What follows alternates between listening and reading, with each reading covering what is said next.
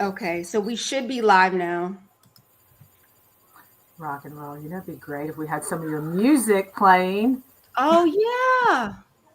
That would be That'd be awesome. cool. I can sing, I guess. That's Oh, it. Let's do it. the background music. Go for it. Hmm. Acapulco. Go ahead. Acapulco, is that what you said? Mm-hmm. Acapulco. Go ahead. Acapella. All right. So, how's everything? Everything good, Keisha? Yeah, I can see us on Facebook. We're good to go. Okay. Let me check YouTube. I'm gonna check comments. I'm gonna put everything out. Are you outside, Oh, James? Are No, you I'm outside? not. Okay. He's got a little light in the corner over there. I'm like, it looks like you're outside for that little light that's out there. no. You know what? I bet YouTube probably won't play until it's actually 8:45. That's Yeah, already scheduled. Yeah, I'm trying to. Yeah, it's not coming up. that's okay. Oh, Ben just sent us a heart. Benjamin. Aww, What's Oh, up? that's so sweet. we love you too, Ben. That's awesome. All right, so I'm going to keep.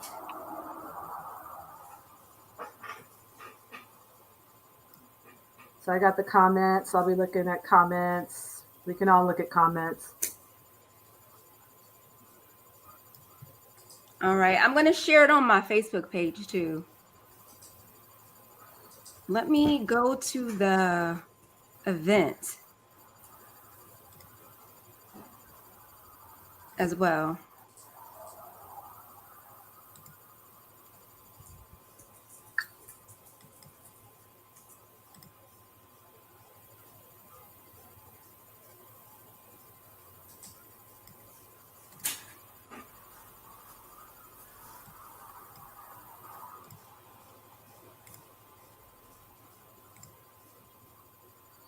Okay.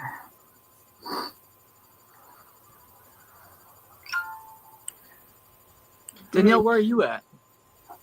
In mi casa. Oh, it looks beautiful. Plants. I got my fancy plants and fancy plants. See, they're Yeah. real. They're real? Oh yeah. This is not real. Well, no, that's not real either. I forgot about that's not real. I killed it. I killed the one that's that was supposed to be real. It's not real. Got my German Shepherd puppy. You remember my German Shepherd, right? Yeah, of Yeah, course. yeah. So she's bugging mommy right now. So yeah. I love it. Yeah. How's your baby? How's your new puppy? He's doing so good. He's still just a puppy. Yeah. So I'm trying to train him and take him to places and stuff like that, but he's like up people's butts. I'm always like, I'm so sorry. Yeah, he's just trying to smell, and he's not perfect. He's not perfect yet, but we're getting there. Hey, That's a little funny. bit smelling from a dog is just, draws you closer, draws you in. Yeah, but he's so sweet. He's so submissive. I don't go Aw. anywhere without him. He's just wants to be right next to me at all times, and He's just saying hello. yeah, That's exactly. Well, that's good. I'm glad. Yeah, I'm glad you have that baby. So that's cool. They're my heart. German Shepherds. This German Shepherd Husky, but German Shepherds are just love it. yeah, I love him. Yeah. So what's the name again? His name is Keo. Kia. Okay. Yeah, it means like dawn of a new day or a new chapter. Oh, So- that's cool. Yeah, I missed it. How old did you say Kia was? he's a little over a year. Wow. And he's ginormous. So I thought my previous German Shepherd, Indy, was big, but he's a lot bigger than her. Mm. What's he weigh? I have not weighed him. But I just know that he's like huge. Big, yeah. Yeah. Yeah. Mine's I a used little to have Roddy, so. robust. Yours a Mine's little what? 111. 111? 111. Oh wow. Yeah, that's big. Indy Yeah. Indy topped out. I think the most she weighed was 80. Oh, But she stayed around like the 170, 175. She had a little chunky there for a minute, but we fixed that real quick. And then But yeah, he's like long and lean. And he's so tall. It's crazy. He's ginormous. I don't have to bend down at all to touch his face. Aw, that's sweet. All right. Check on this. Okay. Hopefully I don't fall off my chair. Okay. So, wow. So I guess I did a good job then, I guess, if it's all. Yeah. It looks it's- it looks like stage, Hey. or it almost even looks like a green screen behind you. That's what I said. Yeah. This is Mikasa. So yeah. So James, I used to have a bunch of my posters from the films I did back here. Then I started to realize like a lot of my posters are dark, like dark. Not like dark content, although it is dark content, but just black. So I needed stuff to brighten it up. So I went with all my sports memorabilia, if you can see left and right. Yeah, I'm trying to look. Yeah, one little chair, director's chair, but the rest is sports memorabilia, a bunch all over. From my coaching days. It looks green. cool. What's the green? Yeah. What's the 11 Eagles, from? Philadelphia Eagles, since I'm from Philly originally. Got the helmet right there, Brian Dawkins, AJ Brown. And then of course, we cannot be friends. I know, right? That's a lot of people say that. Somebody, I can't remember who it was, convinced me to buy that wrestling belt that's an eagle on it. So anyways, this is 11. Well, I'm a Cowboys fan, so it's fine. We stink this year. It's in my family, so yeah, my mother that's and awesome. father-in-law are definitely fans. You got a great team. I can't knock the team. I just hate them because of who I like. Right? Yeah, I get that. They helped us out.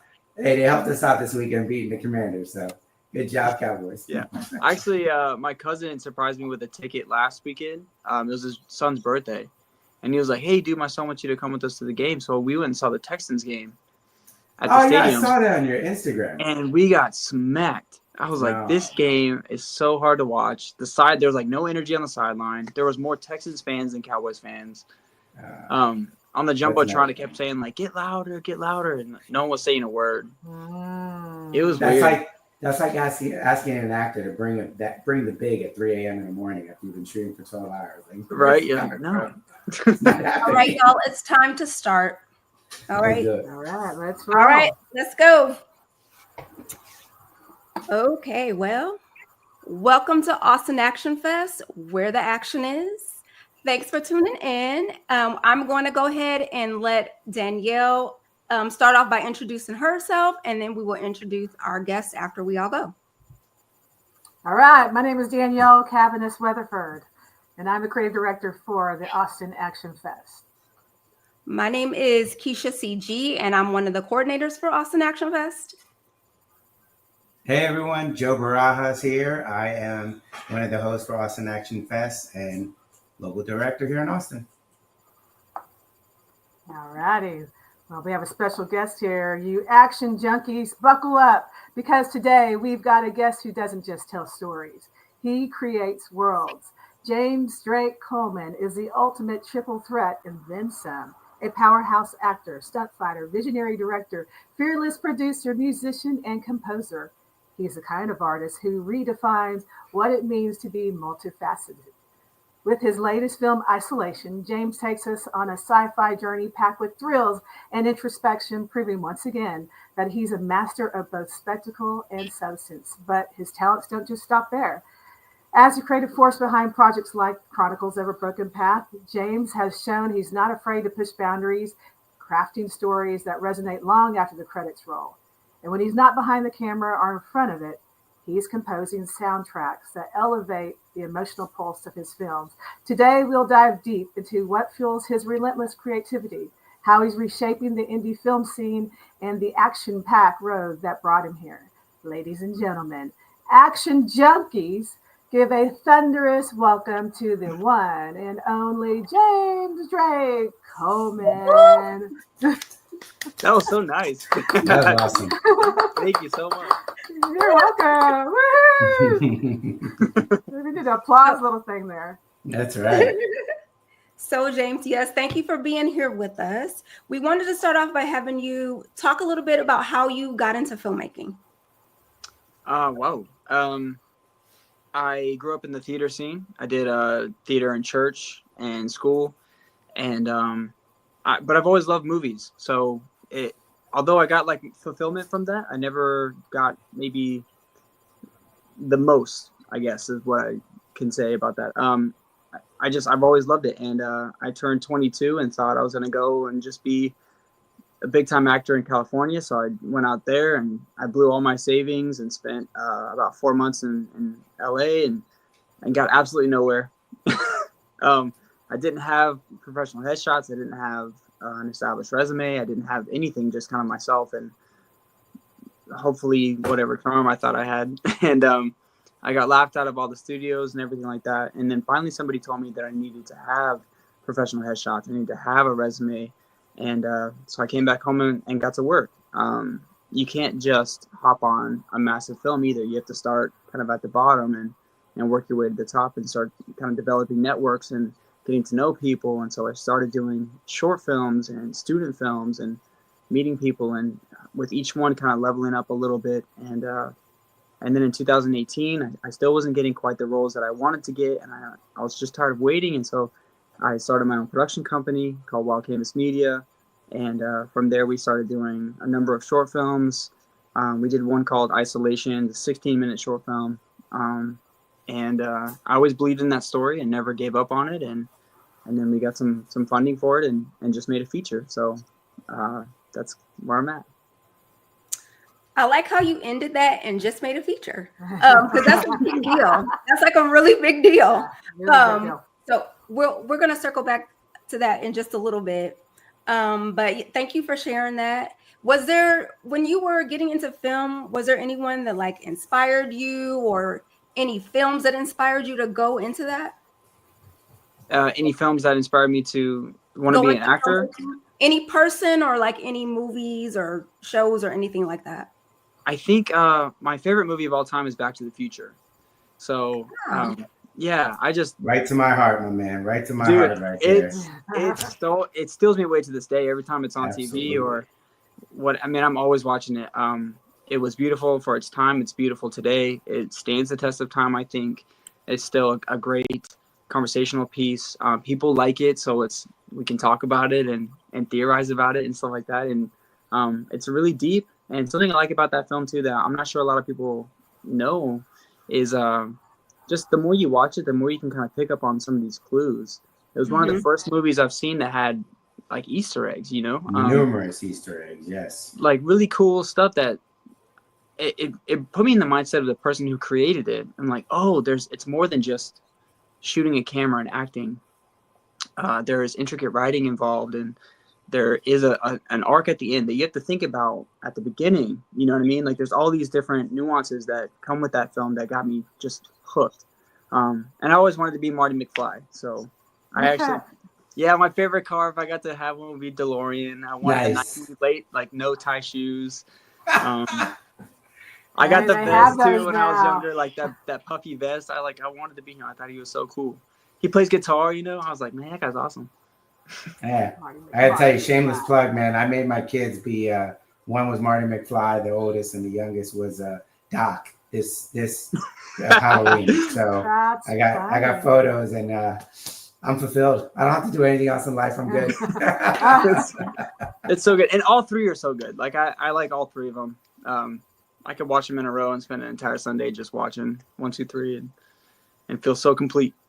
I feel you on that. So is there anything in this film that is a nod to that? To Back to the Future? Mm-hmm. I don't really.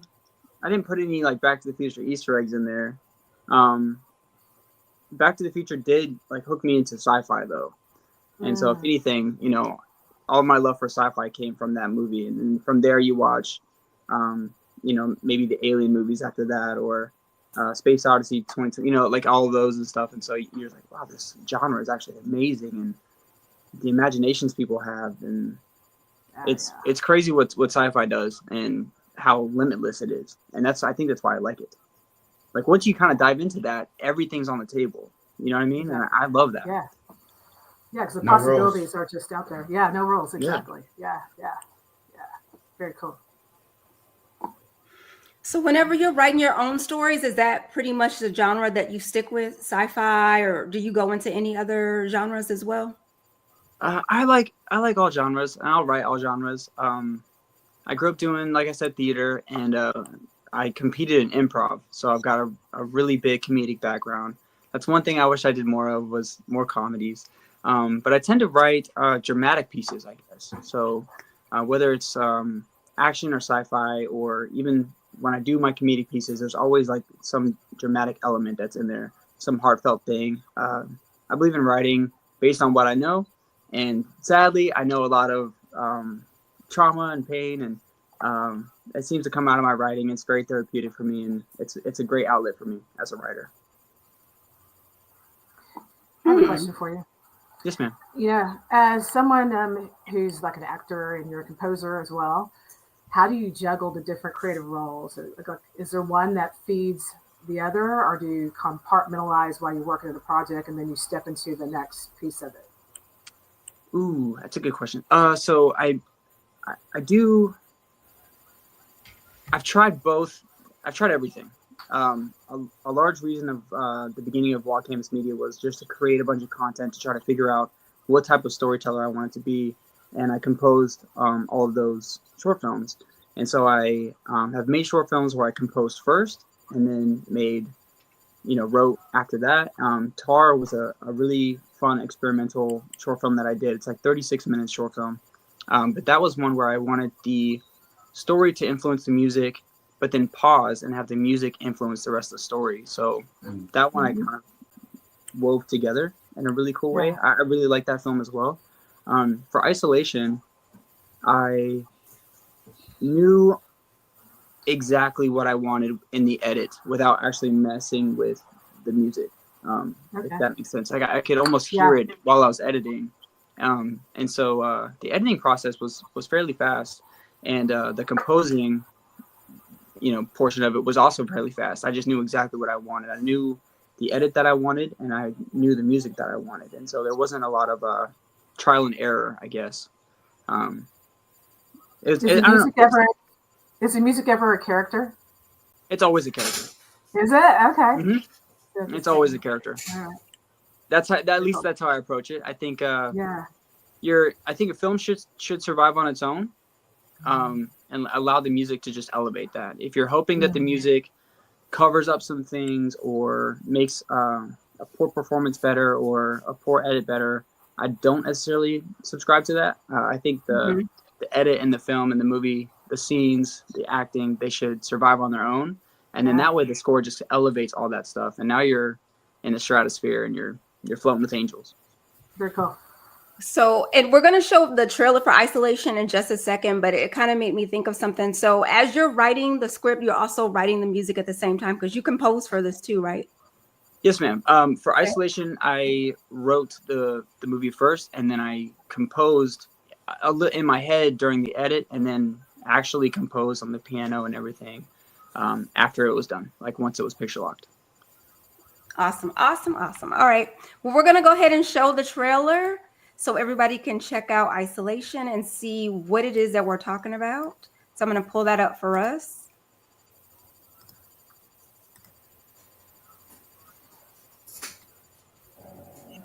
On us. The situation as a whole was created to regulate the order of the world. That's priority 1 for the United Nations. Priority 2, that's realize the secrecy. Any attempt to flee will result in your being declared a fugitive of Earth. You will be hunted down and executed upon capture. Do you understand?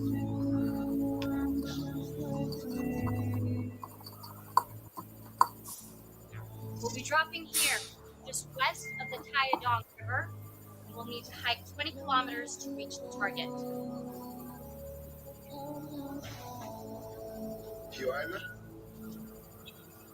You want me to bring back a severed head? Or what?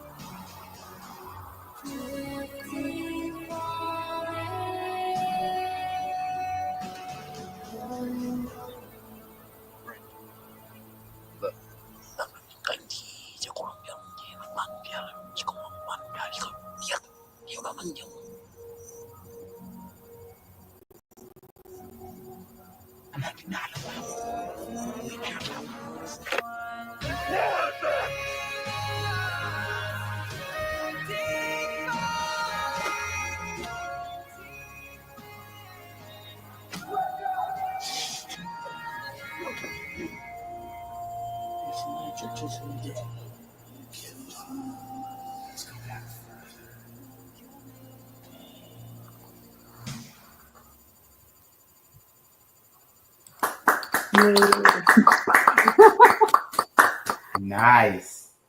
When you see yourself, you're a method actor, correct? As Step much into as the I can character. be. Okay. I'm in the indie space, so you really can't go full method like that. But as much as I Yeah. can be, sure.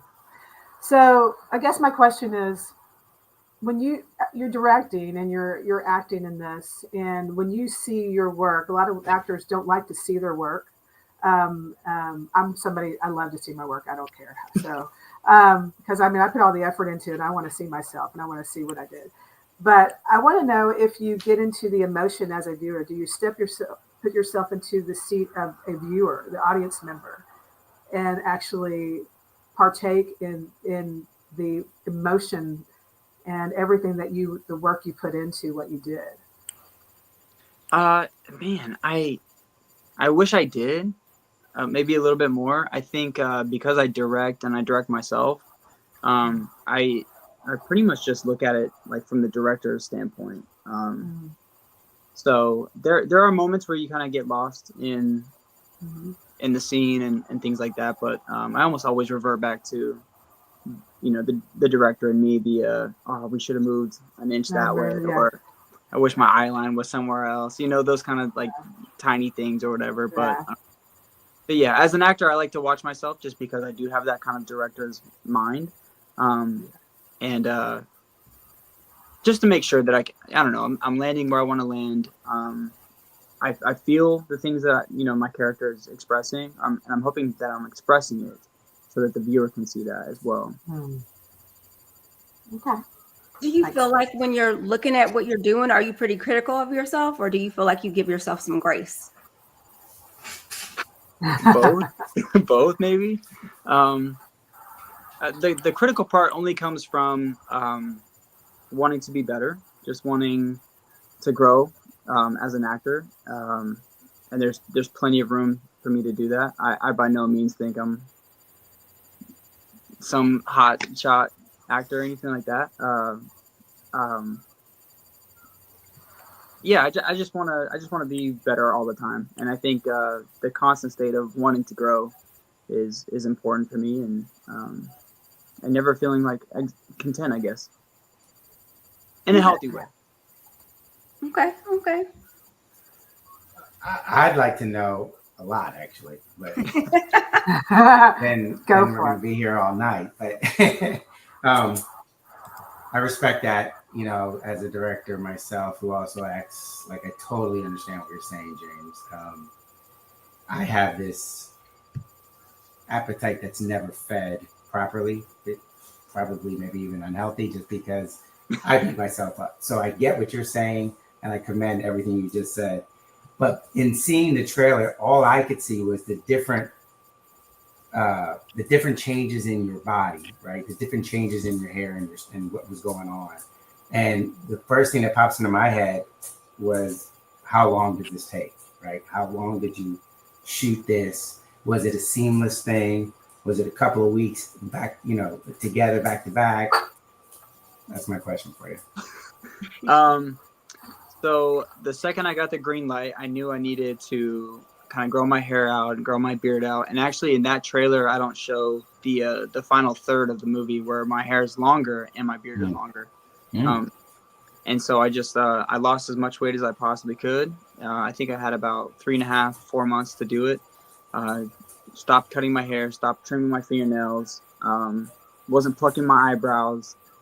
I was looking crazy because I still got to go to the store and pick up stuff, and people are wondering if I'm okay. You know, I'm like, yeah, I'm okay. My fingernails are all long because I just wanted every part of that to feel authentic. You know, and then it took some pretty intricate planning, just because we shot the entire thing in reverse. So the start of the movie, I've got a shaved head and clean shaven face. At the end of the movie, I've got this like longer beard and longer hair. And so we shot everything backwards. So it was a matter of the planning had to be executed in such a way that you can't mess it up. Just because if I cut my hair, all those scenes now are like we had to make sure we got the shots. There's I'm not going to spoil it, but there's a moment at the very, very end where two of the characters communicate with each other. And so like that had to be perfect, shooting, with the longer hair and with the shaved head, and just to make sure that lined up. And so like there was like a little bit of anxiety just to make sure that a lot of these, and I do a lot of match cuts. I planned out a ton of match cuts. And so there's a little bit of anxiety just before I got to the edit to make sure a lot of these things lined up. But I was so happy that we put the work in and, storyboarded and screenshot, these specific moments just so we can match it. And I'm really happy with the end result. But yeah, and then we filmed about 16 total days. Nice. So Wow. Yeah, it was pretty fast. We had a COVID scare there on our way out to the sand dunes. And so I lost a deposit on an Airbnb and stuff like that. So that kind of sucks. But so we had to reschedule that one. But 16 total days of shooting. And then we also took a small break in the middle of it I needed to put on more weight. I wasn't putting on enough weight. And then also build the spaceship. So I think there's about 2.5 weeks right in the middle of shooting of building the spaceship, eating, and then the COVID scare, which pushed it back another week there. But 16 total like production days. That's pretty cool. Your mom said that you did look crazy, just to let you know. I got to BTS and I'm like, I don't even recognize myself. It's crazy. Yeah, it's weird. It was weird editing. Be like, I don't know who that guy is. Wow. Did it take a toll on you physically? Like as you lost that weight, were you hurting in any way? Any type of nourishment issues? I was just hungry. So the fastest way to lose weight is to stop eating altogether. And I remember I was on during the weight loss process, I was on another shoot, and I was DP for them, and they were eating pizza, and Crafty was banging, and I was like, oh my gosh, I would literally just take up a few pepperonis off the pizza just so I could taste it. Nice. But yeah, that was pretty miserable. I think the biggest thing though was we got the green light right as I was going through my divorce, I guess. And so what was really hard was trying to tell people that I was doing okay, just because they knew my personal side, and I was looking crazy. So they're like, James is giving up. I'm worried about him. And I'm like, yeah. So that was tough, and it was weird to kind of go through that, and then every day look in the mirror and slowly stop recognizing yourself.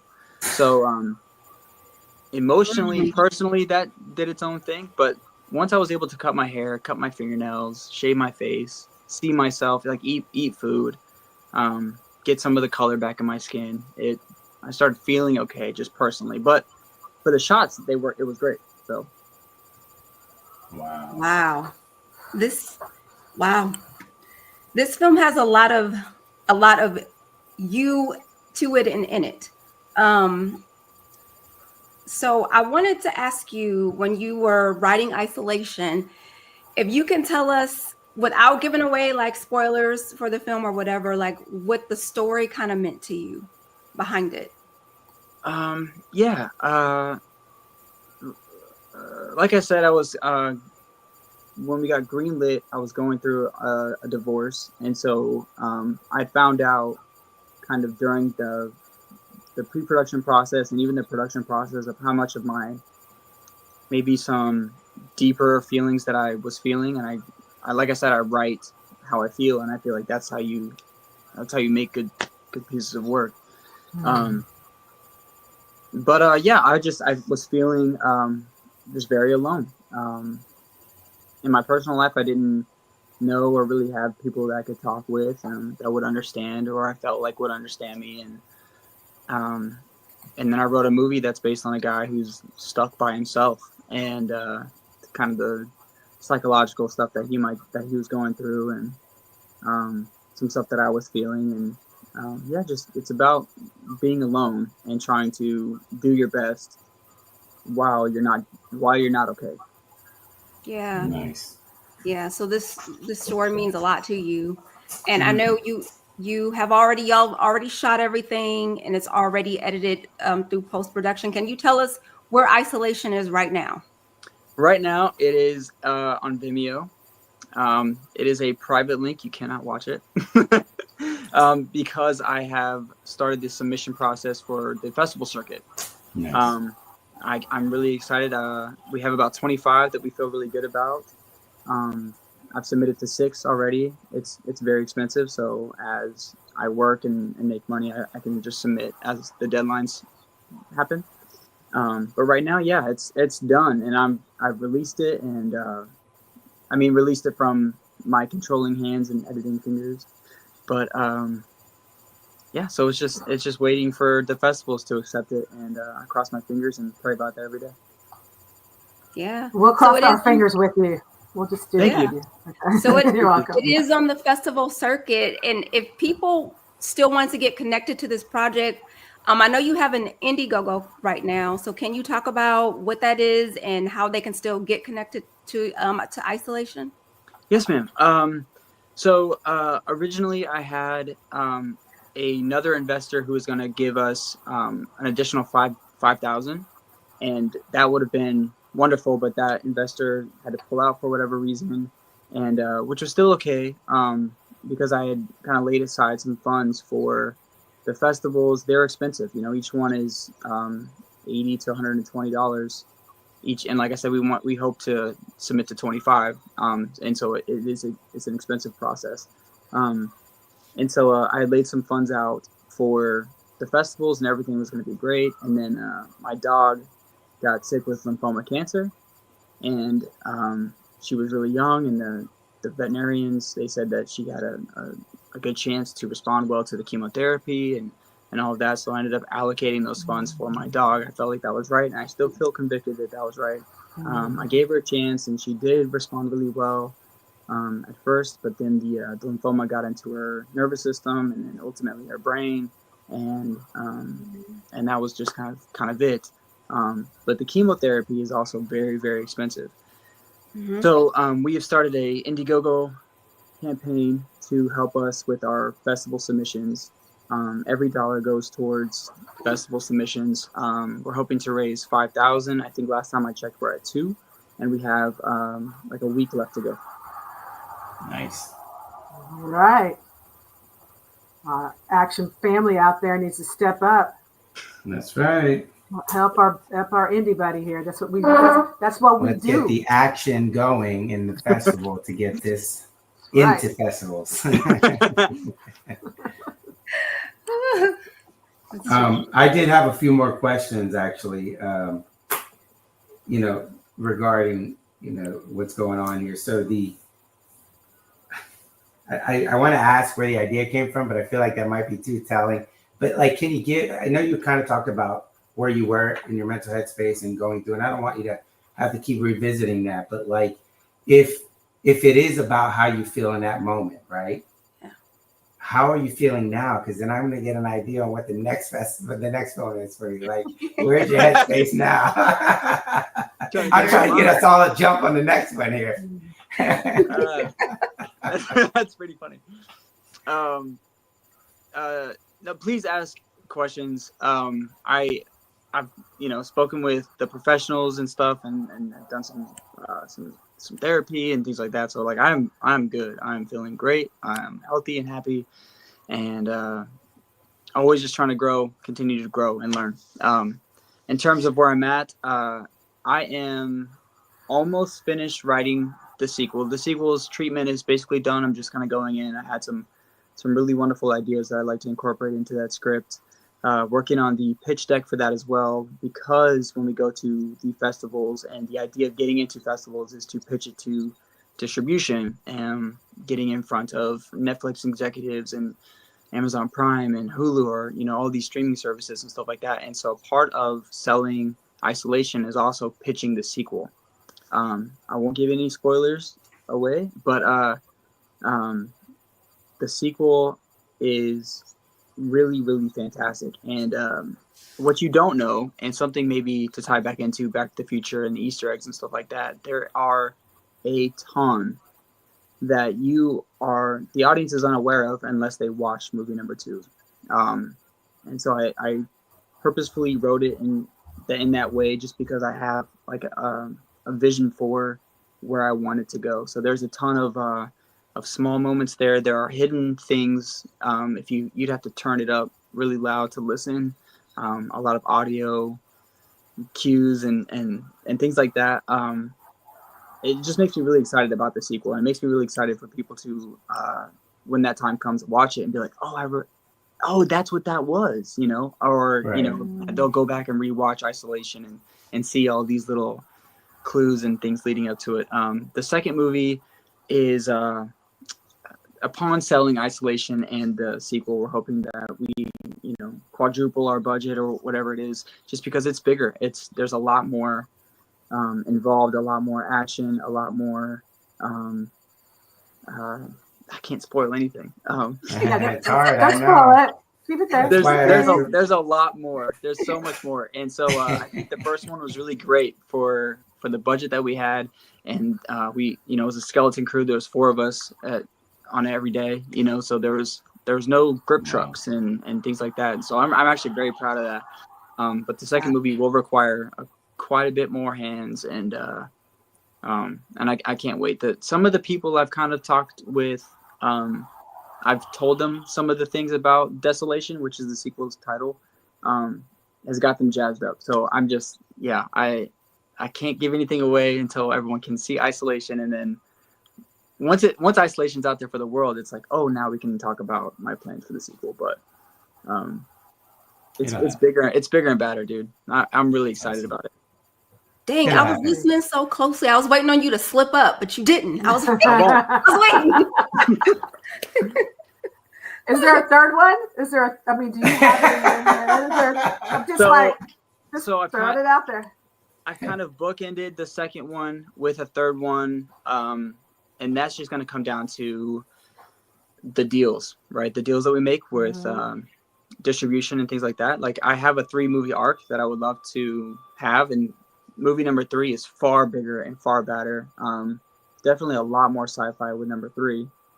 But if I only get the budget for 2, you know, then I have an ending for it, if that makes sense. So I've got 3 in the chamber, and so hopefully, like, my pitch with these, and it might be, I read it could be as simple as like, we'll see how number 2 goes before we do 3.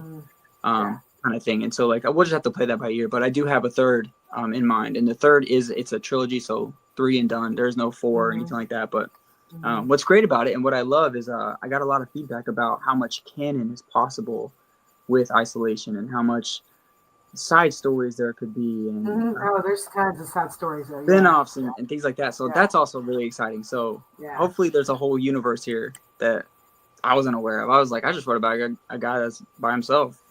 Like, no, there's a whole world out there. That's how George Lucas started. It's cool. He didn't have all that going. Everyone else kind of made the other stuff from his ideas. So hey, that's good. That's good stuff. So while you were filming, what was a surprise that you didn't? You're out in the sand dunes. First of all, you know, you're finding out there's sand dunes in Texas. You know, and so when you're out there, you know, I know in Iraq they have the big crab spiders, you know, that are crazy, or other spiders that are crabs. I forget which way it is, but they're obnoxiously big. Is there any? Well, I know that's not what's happening out there, but was there any type of surprises that you came across in your different places? You know what? I feel very blessed. The surprises that we got were all on our side. They were all like really pleasant surprises. Yeah, there's the first day we're shooting kind of the military stuff, and they're in the briefing room, and I'm on my way to set, and as I'm driving in, there's maybe a minute away from set, there's this massive train with all of these army trucks and military vehicles like on the train. The train's not moving, and I remember getting there and grabbing my DP and being like, "Dude, we gotta go shoot this thing." And the second we get back there, the train starts moving, and we're able to capture it. And there's just like things like that. There's a moment. I remember we're filming this scene in the woods, and I'm supposed to hear a noise, and I turn around with my gun to aim my gun to find out what the noise is. And I remember I'm shooting the scene, and I get done, I turn around, and then it's a cut, and I go, "Oh, guys, how was that?" And everyone's face was like, and I was like, "What's up? Did I do a bad job? What's it?" And they're like, "Dude, the second you turn around, all these tree spiders jumped behind you and left like all these webs like behind my head and stuff." And I was like, "That's crazy." So like a lot of these really cool, That's sweet, little moments that you can't plan that just add this really cool production value thing. And the movie's told through like web weaving, and so like there's I don't know, I found symbolism and imagery in there, and I was like, that's so awesome. So there wasn't any like negative surprises really. Everybody was wonderful and great. The cast and crew was so great. Nobody bailed last minute or anything like that, outside of that one COVID scare, which actually I think just allowed us a little more time to get more prepared for the sand dune stuff. Like that was pretty action intensive, and fighting on the sand is not easy, but I knew that going ahead. I was like, it's not going to be the same as rehearsals on the mats. You're in the sand and you're in the sun, and but yeah, so everything was just so great. And it's not always going to be like that. There's, what I mean? I'm very blessed that the surprises were really pleasant. Man, that spider thing, I would have been gone. So I had no idea. I was like, you guys let me turn around and walk into that thing. Oh yeah, face first. Yeah. Very cool. Very cool. Kind of off the topic of your film, what out of all the artistic nature you have in you, music, directing, acting, probably dancing, composing, I'm sure there's more that we're missing, but like what is, I mean, even writing it, because you're talking about the writing of it, like what is your favorite? What is the most fulfilling for you? I mean, I know they all do it, right? Otherwise you wouldn't, but like surely one stands just slightly above the others. I'd be curious which one that is. If I had to pick one, it would be acting. I that's been my passion since I was a kid. I love figuring out the headspace of another person and doing my best to become them. You dress like them. Do they limp when they walk? Do they have a stutter? Do they have an accent? How do they style their hair? All these different things. And one of my favorite things about film is watching one actor do so many things. Evan Peters comes to mind, and like how, man, that guy could be anybody, and I love it, and at a high level. Like everything he does is so great, and he's got such a range of what he can do. Leo DiCaprio is another guy that you've seen be different people, and whenever I'm able to watch a movie and I'm lost in, I don't see Evan Peters anymore. I only see Jeffrey Dahmer, for example, which is right. That was a super dark show, but you feel like you're watching somebody else. You know what I mean? And I don't know, man. There's a beauty in that I think huge beauty. Yeah. I love the most. If I had to pick one, luckily and hopefully I don't have to just pick one, but if I had to pick one, it would be acting for sure. Wow. Yeah, that's a great answer. I'm surprised to hear you say that over music. Even you would say acting. Music for me, I love music, and I went to school for music. Music for me is my personal therapy. I know it, like writing is, but film writing is like for other people. It's for an audience. It's to be shared. A lot of my music, and I can't even tell you tracks and tracks and tracks of stuff that are fully recorded, ready to go, that are just sitting on my computer, just because I was like, I need a week-long therapy session, and then I'll just crank out a bunch of music. So music for me has never been necessarily for anybody else. Yeah. And so even when I compose on somebody else's project or isolation, it's coming from a place of like it's for me, if that makes sense. And I'm not sure if that's right, if that's correct, but that's just how I approach music. And so I can always do music, but I can do it in the safety of my room and feel fulfilled with that. You know what I mean? Mm. Yeah. Yeah. Understandable. Yeah. All right. Well, did we have any other questions we wanted to ask James before we get to our last question? You're on mute over there, Rock. Yeah, I know. I was on mute. My dog was talking to me. She was literally talking to me. So anyway, I was going to say that I do the same thing because most people don't know that I write music, and I write rap. I write all types of music, and I rap. A lot of people don't know that either. I want to hear. That I have to hear. Yeah. So I have a whole bunch of different things, but it's my therapy. For me, it's like my praying to God. It's all types of things for me. So I'm yelling at people, yelling at my kids, yelling at my husband. So yeah, all types of stuff. Yeah. So I see you. I love hearing that. I love hearing you both talk about that. I think it's very healthy to have a way to be able to therapize your own self, right? Or oneself. Oh, look at this. Oh, I like it. We got two James. You couldn't have one. Sorry, I don't have all of a sudden my screen it went away. I was like, I have battery, I have Wi-Fi. She introduced you as a triple threat. We just need two more. Here we go. But no, I think it's good. I think it's healthy that you guys can actually say that. A lot of people need to hear that. I think you can find mediums that satisfy yourself. So I appreciate you both sharing that. That's awesome. Yeah. Can I ask one more question? If I act alone in my room, that might just be kind of strange. Yeah. I can direct my dog maybe, or like you can't do VFX like by yourself. Like that's, I don't know. Like music for me is the one thing that's like I can do it and feel good about it, and then also keep it if I want. Yeah. And speaking of music, I'm sorry. Go ahead. Oh, I was just gonna bring you back to another one of your questions about the surprises. There was I had one track that I wasn't sold on. I like it. It's still really good. It didn't do quite what I wanted it to do, and it was my end credits song. I love that. And I was like, it's cool. Like it sounds cool. I mean, people are just going to be watching credits. That's fine. But I wanted people to be able to digest as well, even throughout the credits. I'm big on credits. I want everybody to get their credit. That's the one place in the movie that's yours, like that space. And so I'm pretty big on that. And so I just wanted people to be able to eat still, even while the credits are going. And I have an extremely talented cousin. He lives in Arizona, and he's also a music producer and artist. And his name is James Drake Coleman. Look him up. He's on all this stuff.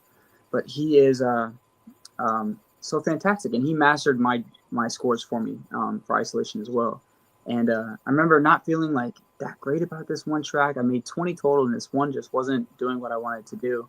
And so I called him, and I was like, hey, dude, by chance, I know it's last minute. Do you have anything? He had not seen the movie, so I just kind of gave him the rundown of what it was about and what it meant. And he was like, I've got this one song called One. And he had recorded it, was completely finished like 4 years before, like 4 years ago. And was like, it's just been sitting there because it hasn't been right for any of the projects that he's put out. And I was like, well, can I take a listen? Like, I'm not going to force it if it doesn't work, right? But can I hear it? And I can't even tell you how perfect it was for Isolation. The lyrics were perfect. The style was perfect. Everything was so perfect. And again, just another one of those like super blessed. Oh. Is it us? Oh no. That's okay. Here it comes. Leave us hanging. That's that climactic moment right there. He may have to shut himself off and come back in. like he did before. Yeah, he's really he's really talented. That song is beautiful. So when he Yeah. talks about it, it's really really One. cool. Yeah, it's Yeah. very very good.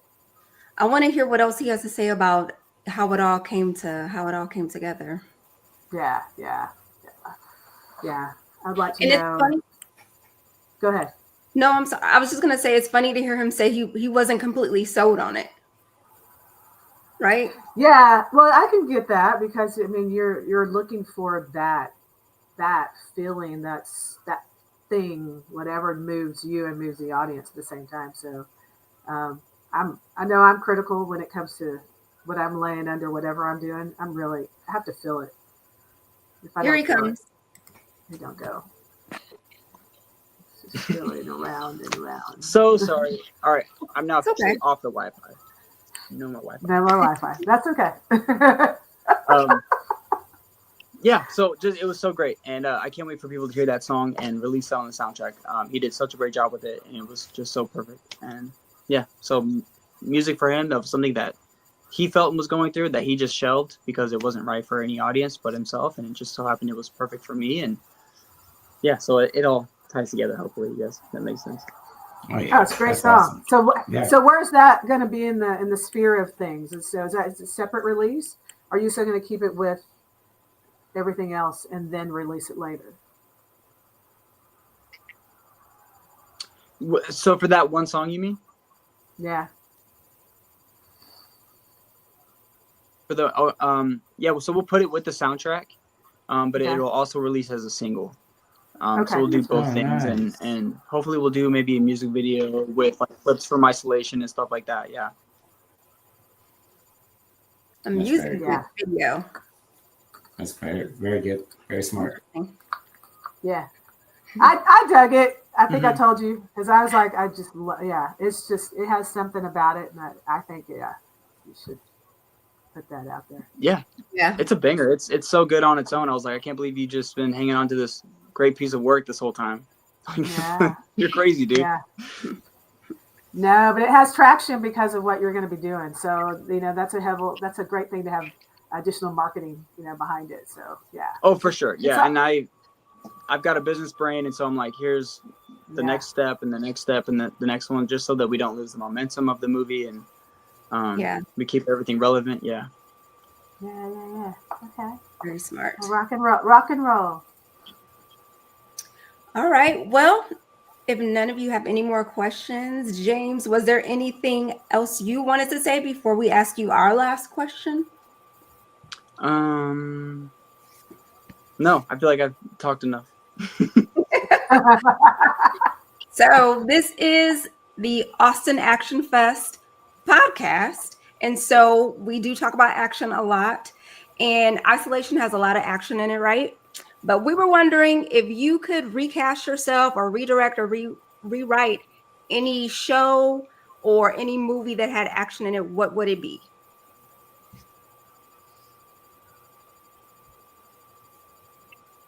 And would it be acting? Would you be rewriting it? Would you be directing it? It's all up to you.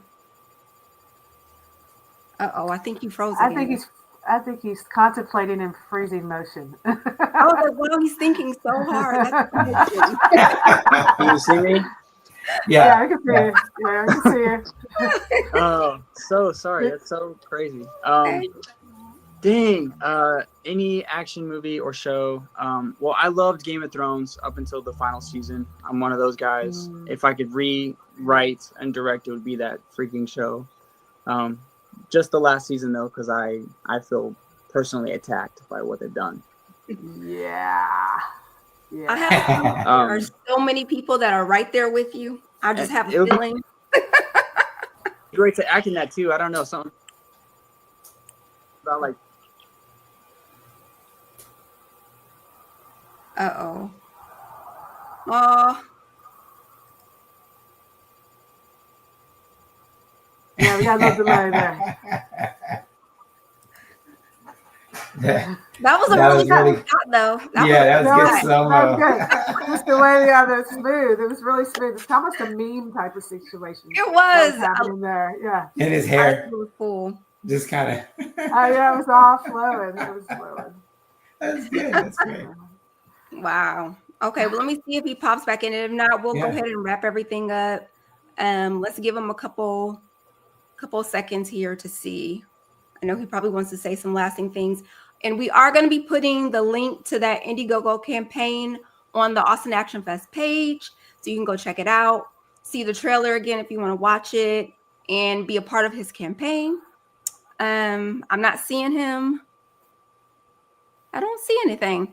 All right. Well, all right.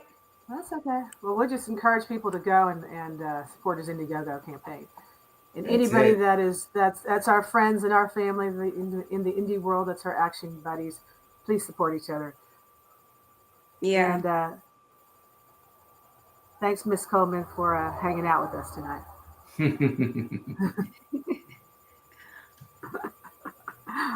Anyway. All right. All right. So this is the Austin Action Fest podcast, where the action is. Peace.